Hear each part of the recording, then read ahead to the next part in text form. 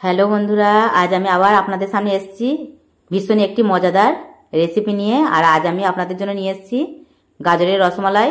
এর জন্য আমি নিয়ে নিয়েছি 500 গ্রাম মতো গাজর। আর এই গাজরগুলো আমি একদম পরিষ্কার করে ছোট ছোট করে কেটে নিয়েছি।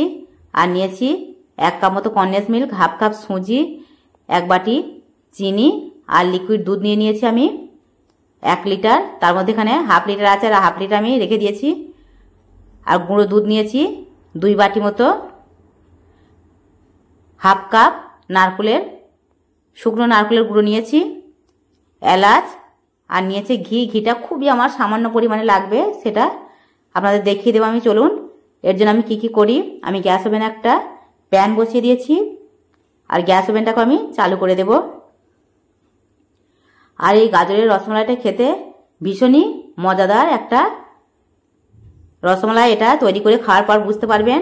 আর এই প্যানের মধ্যে আমি দিয়ে দিয়েছি 1.5 কাপ মতো জল। আর এই জলের মধ্যে দিয়ে দিয়েছি গাজর কুচিগুলো। এই গাজরগুলো আমি পুরোপুরি একদম সিদ্ধ করে নেব।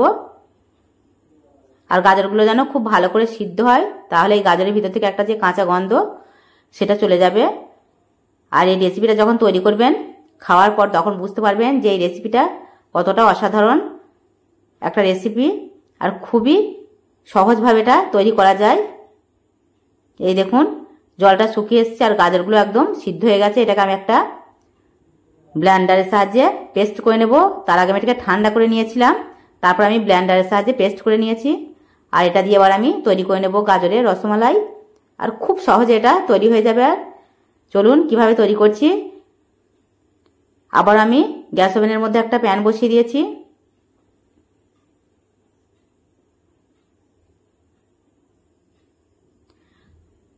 আমি ছোট্ট চামচের 1 চামচ মতো ঘি দিয়ে দিয়েছি। আর ঘিটা কত অল্প পরিমাণে দিয়েছি সেটা বুঝতে পারছেন, এই চামচটা কতটা ছোট। আর এর মধ্যে ঘিটা আমি দিয়ে খুবই হালকা করে ভেজে নেব, কোনো রকম ভাবে এই সুজিটা যেন লাল না হয়ে আসে।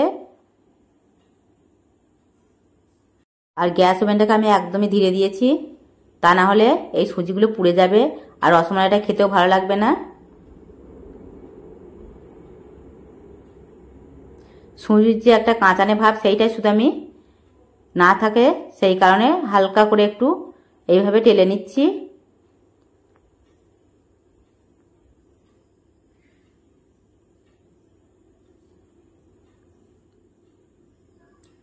আর এর মধ্যে দিয়ে দেবো আমি 1 কাপ মতো লিকুইড দুধ।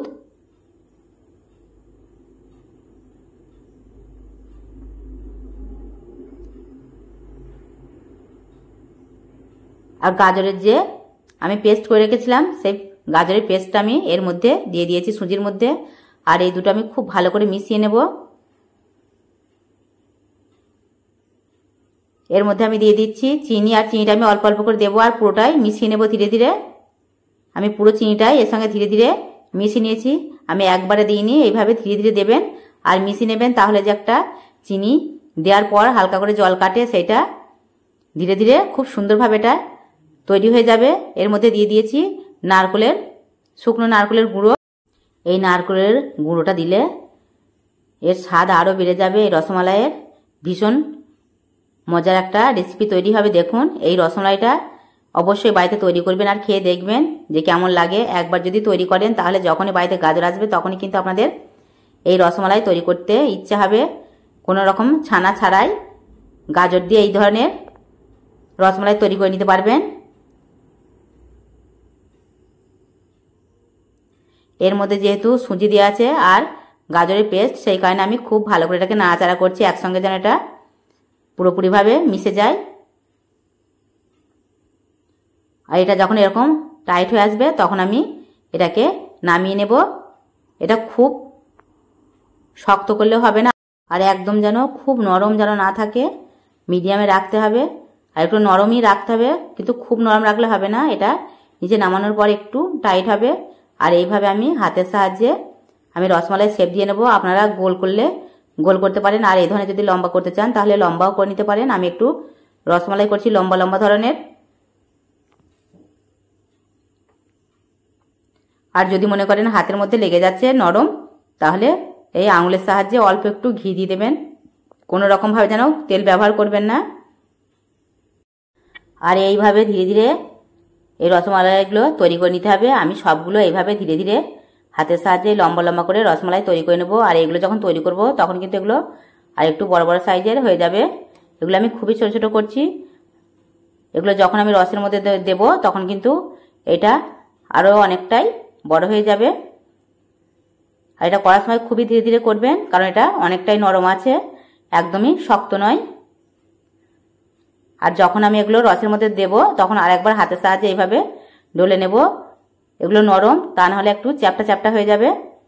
আর আমি সবগুলো এইভাবে ধীরে ধীরে করে নিয়েছি। দেখুন রসমালাই তৈরির আগে কতটা সুন্দর এটা লাগছে দেখতে, আর তৈরি করার পর এর স্বাদ যখন বেড়ে যাবে তখন দেখবেন খেতেও এটা অসাধারণ হবে। আমি এই রসমালাইগুলো তৈরি করার জন্য আবার একটা প্যান বসিয়ে দিয়েছি। আর এই গ্যাস ওভেনের মধ্যে প্যানটা বসিয়ে দিয়েছি। প্যানটাও গরম হয়ে গেছে। এর মধ্যে দিয়ে দিচ্ছি আমি লিকুইড দুধ। আর লিকুইড দুধ হালকা গরম হয়ে আসলে এর মধ্যে আমি দিয়ে দিয়েছি গুঁড়ো দুধটা আর এলাচের টুকরোগুলো, আর দিয়ে দেব রেখে দেওয়া চিনি।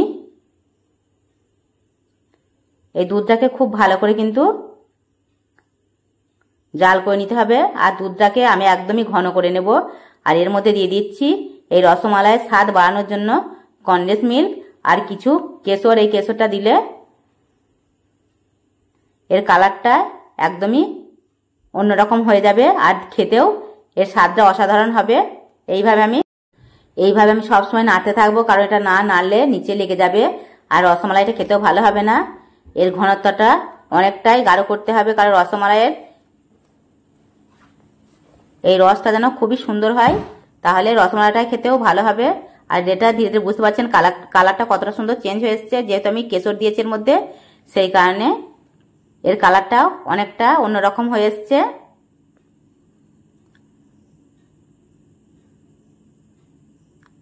এবার ধীরে ধীরে আমি এই যে গাজরের রসমালাই তৈরি করেছি সেই গাজরের রসমালাইগুলো দিয়ে দেবো। একবারে দিলে সব ভেঙে যাবে, সেই কারণে আমি হাতের সাহায্যে ধীরে ধীরে এইভাবে দিয়ে দিচ্ছি। এটাও অনেকটা একদম নরম। আর এই রসমালাইটা যখন তৈরি করবো তখন দেখবেন কতটা নরম তুলতুলে হয়, আর খেতেও অসাধারণ হবে, দুর্দান্ত। এর স্বাদ মুখে বলে প্রকাশ করা যাবে না, শুধুমাত্র তৈরি করে যখন খাবেন তখনই বুঝতে পারবেন যে এই গাজরের রেসিপিটা কতটা অসাধারণ খেতে হয়েছে। আমি সবগুলো এইভাবে ধীরে ধীরে দিয়ে দিয়েছি। আর এটা আস্তে আস্তে আমি ধীরে ধীরে জাল করে নেব। এটা প্রায় আমি 10 মিনিট মতো জাল করে নেব। একদম মিডিয়াম আঁচে দেবো। এটা কিন্তু জোরে দিলে পুড়ে যাবে, কারণ এই রসমালাইয়ের যে রস সেটা কিন্তু অনেকটাই ঘন হয়ে এসছে।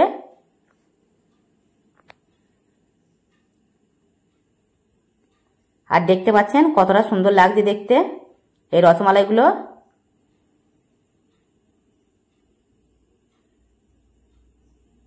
একবার তৈরি করে সকল বন্ধুদের বলছি দেখবেন বাড়ির প্রত্যেকটা মানুষ আঙুল চেটে পুটে খাবে এই ধরনের রসমালাই। আর ছানা রসমালাই ভুলে যাবে এই রসমালাই পেলে।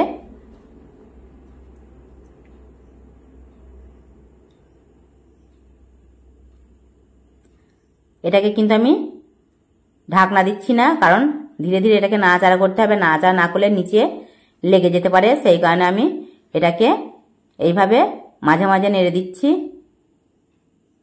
খুব সহজেই আপনারাও তৈরি করতে পারবেন, শুধুমাত্র এই ভিডিওটা ফলো করবেন যে কিভাবে তৈরি করেছি, আর পরিমাণের মাত্রাগুলো ঠিকঠাক রাখবেন, তাহলেই এই রসমালাইটা দেখবেন আপনাদের একদম পারফেক্ট তৈরি হবে। আর খাওয়ার পর বুঝতে পারবেন যেটা কতটা পরিমাণে টেস্ট হয়েছে।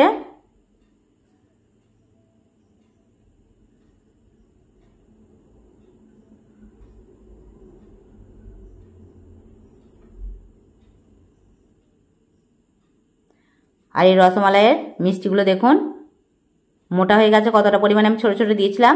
আর এগুলো যখন রসের মধ্যে দিয়েছি ফুলে একটু বড় বড় হয়ে গেছে। এই দেখুন আমি এই রসমালাইটা 10 মিনিট পর নামিয়ে নিয়েছি। আর দেখতেও যেমন অসাধারণ লাগছে। আপনারাও খুব সহজে এই ধরনের রেসিপি তৈরি করে খেতে পারেন। শুধুমাত্র এই ভিডিওটা একবার ফলো করবেন আর তৈরি করে ফেলবেন। দেখবেন একবার তৈরি করার পর কিন্তু আপনাদের বারবার তৈরি করতে ইচ্ছা করবে।